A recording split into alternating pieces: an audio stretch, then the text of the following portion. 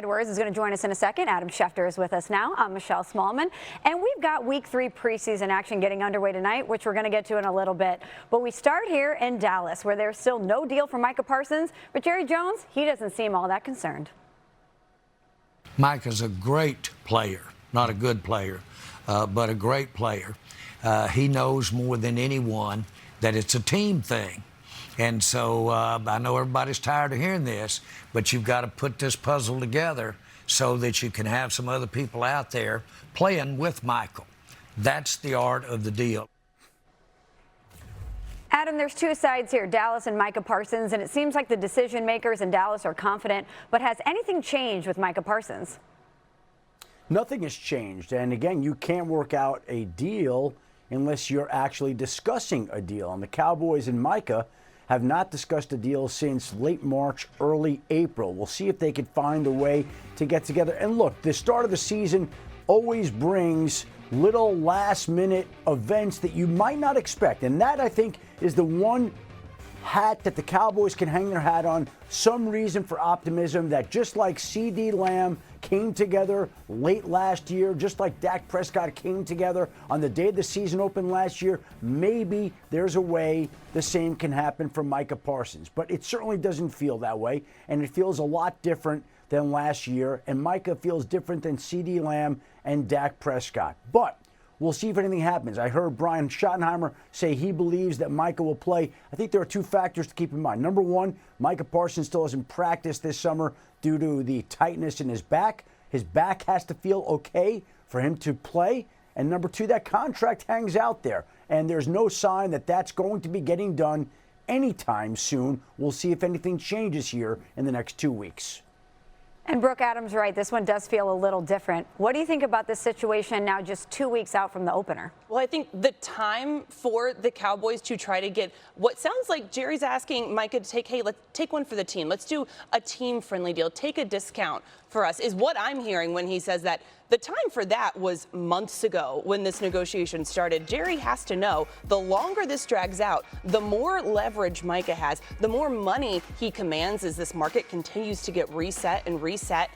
When I look at this and I hear Adam say nothing has changed, the difference in Dak's deal getting done right before the season, CD's deal getting done right before the season, is that Jerry was comfortable paying those guys top dollar. It sounds like he is not comfortable or does not want to do that with Micah.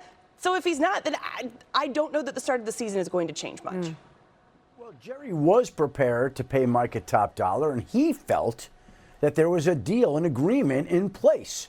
Now, Micah Parsons never saw that deal on paper, never signed anything, and the agent was not involved. And at the owners' meetings, we heard Jerry Jones refer to the fact that they didn't need to have the agent to get a deal done, only to see Micah Parsons tweet that anytime I'll be doing a deal, I will be including my agent in this particular contract. And again, Jerry says it's a puzzle. That puzzle has been put together for quite some time. And yes, putting together the puzzle today does impact the cap in 26 and 27 and 28 and beyond. But everybody knows what the math would look like on a Micah Parsons deal. He's going to be the highest paid non-quarterback in NFL history. It's not difficult to figure out. Either you do it or you don't. And not only are they not doing it, but they haven't even talked about doing it in months. Well, if we're looking at the timeline here, nothing new in Dallas. CeeDee Lamb signed his big deal in August, and Dak Prescott's extension was right up against the beginning of the season in September. But let's pivot and get to a developing story in Baltimore. Quarterback Lamar Jackson did not practice today. Now, this comes a day after Jackson left practice early with what the team said was due to his foot being stepped on. Here's his head coach, John Harbaugh, moments ago. Yeah, he got his foot stepped on, like we said yesterday. I think Chad had mentioned that.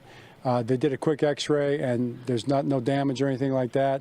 I'm sure it's a little sore today, so we just kept him in, but he's fine. He's going to be good. It was a big relief, yeah. I told the guys, I said, prayers do get answered, because I was praying. And God came through. So, but he's good. Adam, what more can you share with us about Lamar Jackson's status? It sounds like it was a little bit scarier than the Ravens let on, because they did take x-rays. They did say there were no signs of any broken bones or any issues. And John Harbaugh admitted that his prayers were answered. So if it was anything that was nothing, he wouldn't have to pray that Lamar Jackson's x-rays would turn out the way that he did. He didn't practice today, second straight day. And look, they don't have to have Lamar Jackson out there right now. They need him out there for the start of the regular season. So I would imagine they'll give that foot a couple of weeks to heal. It certainly sounds like the test came back as well as they could have hoped, but they're going to be smart with Lamar Jackson, and they're not going to stick him out there any sooner than he has to be. Adam, you're right. They do need him out there for the regular season. The Ravens are just 4-9 without Lamar Jackson since he became the starter in 2019. Let's stick with quarterbacks in the AFC North. The Browns named veteran Joe Flacco as their starter earlier this week over rookies Dillon Gabriel and Shedeur Sanders.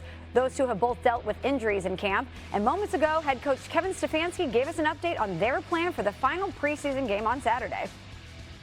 Joe will start the game, Dillon will play second, Shedeur will play third. We want those guys to go out there and get us in the correct plays, run the offense, spread the ball around, all those things, but nothing out of the ordinary, nothing that we don't ask them to do out here on the practice field.